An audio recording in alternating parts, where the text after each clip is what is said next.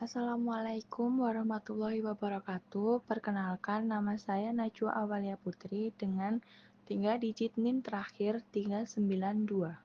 Nama saya Muhammad Fajar Ar-Rasyid dengan 3 digit NIM terakhir 408. Di sini, saya dan rekan saya akan mempresentasikan tentang paradigma kepribadian sehat dan psikopatologi pendekatan behavioristik.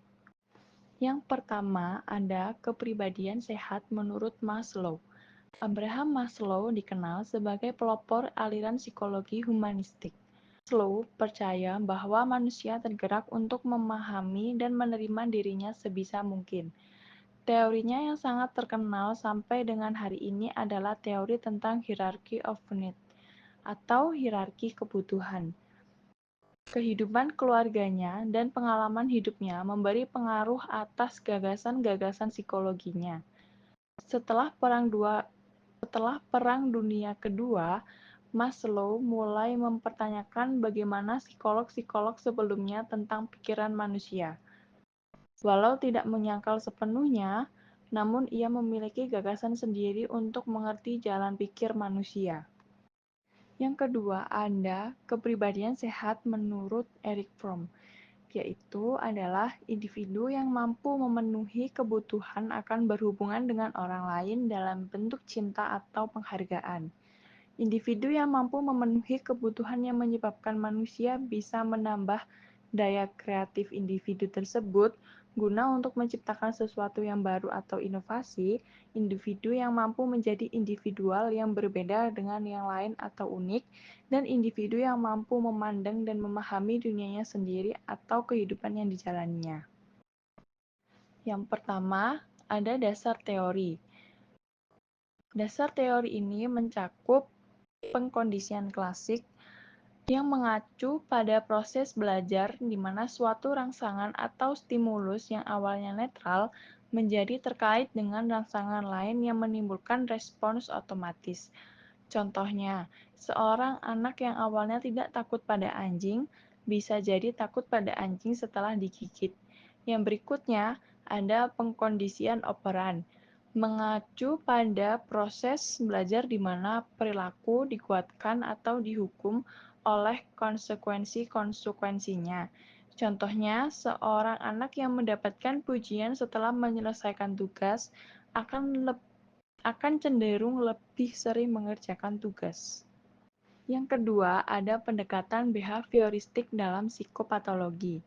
Pendekatan behavioristik dalam psikopatologi fokus pada perilaku yang dapat diamati dan bagaimana perilaku tersebut dipelajari melalui interaksi dengan lingkungan.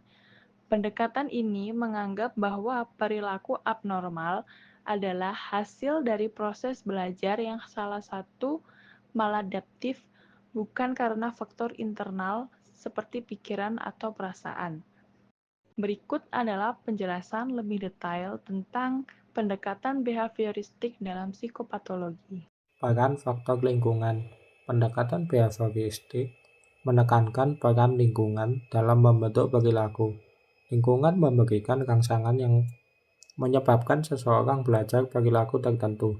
Contohnya, anak yang sering terpapar kekerasan dalam keluarga mungkin lebih cenderung mengembangkan perilaku agresif.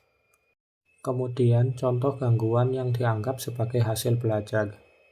Fobia. Fobia dianggap sebagai hasil dari pengkondisian klasik, di mana individu belajar untuk takut pada sesuatu yang awalnya tidak menakutkan. Gangguan obsesif kompulsif. Gangguan ini dianggap sebagai hasil dari pengkondisian operan, di mana perilaku kompulsif membantu mengurangi kecemasan atau ketidaknyamanan. Gangguan kecemasan. Gangguan ini dianggap sebagai hasil dari pengkondisian klasik atau operan di mana individu belajar untuk merespon situasi tertentu dengan kecemasan. Kelebihan pendekatan behavioristik. Fokus pada perilaku yang dapat diamati.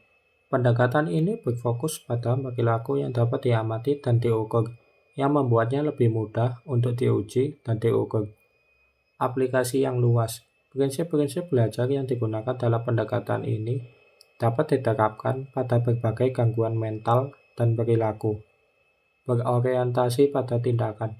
Pendekatan ini menekankan pada tindakan yang dapat dilakukan untuk mengubah perilaku sehingga lebih praktis dan mudah dipraktikkan. Kemudian kekurangan pendekatan behavioristik. Mengabaikan faktor internal, pendekatan ini cenderung mengabaikan peran faktor internal seperti pikiran, perasaan, dan kondisi dalam perilaku. Tidak memperhatikan proses belajar yang lebih kompleks. Pendekatan ini mungkin tidak mampu menjelaskan proses belajar yang lebih kompleks, seperti belajar melalui observasi atau modeling. Perilaku abnormal sebagai hasil belajar. Pendekatan ini menganggap bahwa perilaku abnormal adalah hasil dari proses belajar yang salah, tetapi tidak selalu demikian. Sekian presentasi materi dari kelompok kami. Apabila ada salah kata, mohon dimaafkan. Dan bila ada pertanyaan, bisa ditanyakan. Sekian. Wassalamualaikum warahmatullahi wabarakatuh.